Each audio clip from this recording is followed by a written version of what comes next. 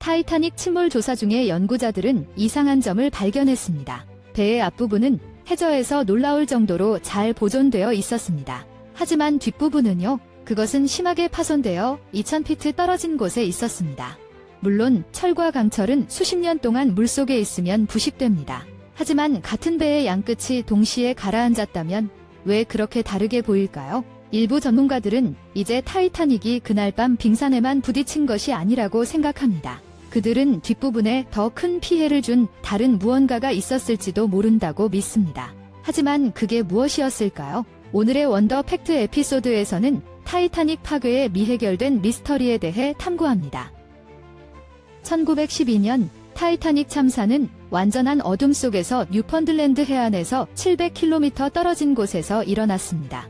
배에는 2240명의 승객이 있었고 그중 1500명은 살아남지 못했습니다. 한때 절대 가라앉지 않는다고 불리던 배는 자연의 힘 앞에 무력하게 파도 속으로 서서히 사라졌습니다. 실제로 무슨 일이 일어났는지 본 사람은 거의 없었고 얼어붙은 대서양에 뛰어든 사람들만이 목격했습니다. 빙산과의 충돌부터 침몰의 마지막 순간까지 모든 것은 살아남으려 애쓰던 사람들만이 목격했습니다. 첫 번째 구조선인 RMS 카파티아호는 타이타닉이 침몰한 지 1시간 반 만에 현장에 도착했습니다. 다행히도 그들은 타이타닉의 긴급 신호를 수신했습니다. 그렇지 않았다면 얼어붙은 물에서 버티던 사람들은 살아남지 못했을 것입니다. 그리고 그 비극은 완전히 미스터리로 남았을지도 모릅니다. 처음에 조사관들은 재앙의 원인을 전혀 알지 못했다. 하지만 나중에 생존자들은 배가 빙산과 충돌했다고 밝혔다. 그 주장은 현장에서 확인되었는데 빙산의 타이타닉의 빨간 페인트가 그대로 남아있었다.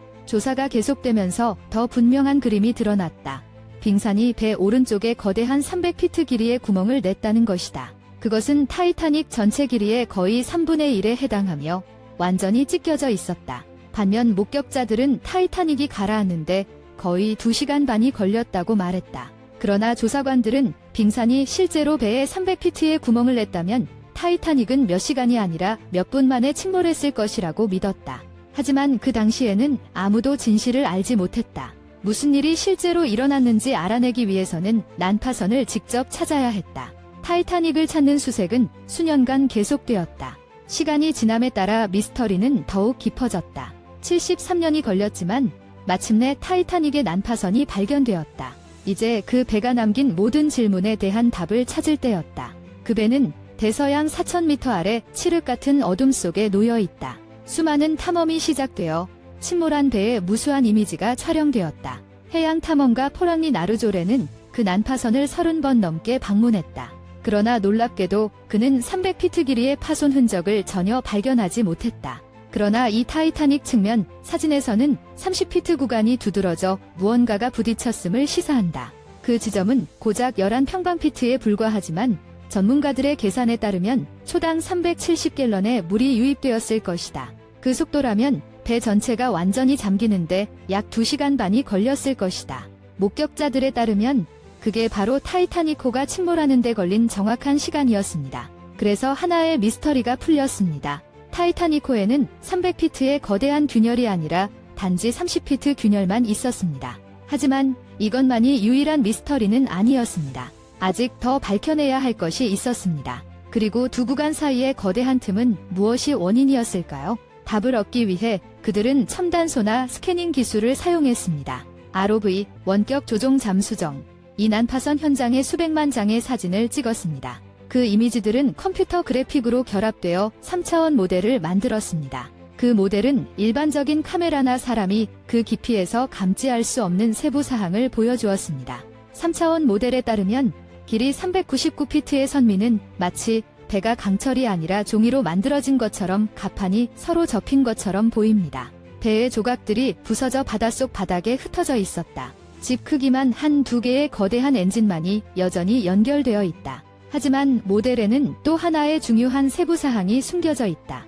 110년 전 선미가 해저에 부딪혔을 때 오늘날까지도 보이는 흉터를 남겼다. 이 흔적들은 3차원 모델에서만 보이며 선미가 충돌 시 반시계 방향으로 회전했음을 보여준다. 이 흔적들로부터 과학자들은 선미가 시속 80km의 놀라운 속도로 물속에 잠겨들었다고 추정한다. 배의 뒷부분이 그 속도로 가라앉으면서 물의 힘이 느슨한 부분들을 뜯어냈다. 그리고 4km 아래 해저에 부딪혔을 때 모든 갑판이 서로 무너져 내렸다. 반면 선수 부분은 물을 매끄럽게 가르도록 설계된 유체역학적 구조였다.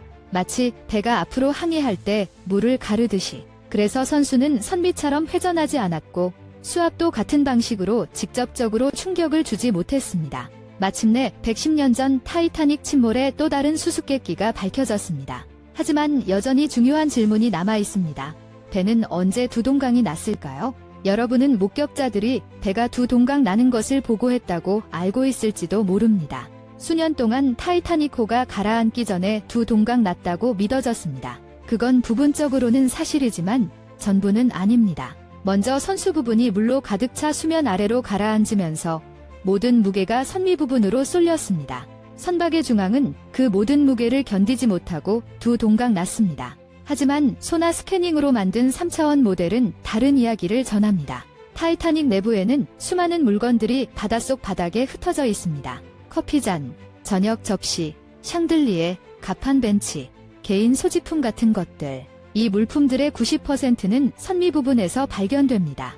10,000개가 넘는 조각들이 약 3.2제곱킬로미터의 지역에 흩어져 있습니다. 만약 이 잔해가 수면에 떠있는 선수 부분에서 나온 것이라면 이 물품들은 훨씬 더 넓은 지역에 흩어졌을 것입니다. 이 애니메이션에서 볼 수 있듯이 전문가들은 이제 이 부분이 실제로 수면 근처에서 부서졌다고 믿습니다. 그리고 해저에 닿기 직전에 선수와 분리되었습니다. 그것이 회전하고 방향을 바꾸면서 2000피트 떨어진 곳에 착륙했습니다. 오늘날 RMS 타이타닉은 거의 완전히 파괴되었습니다.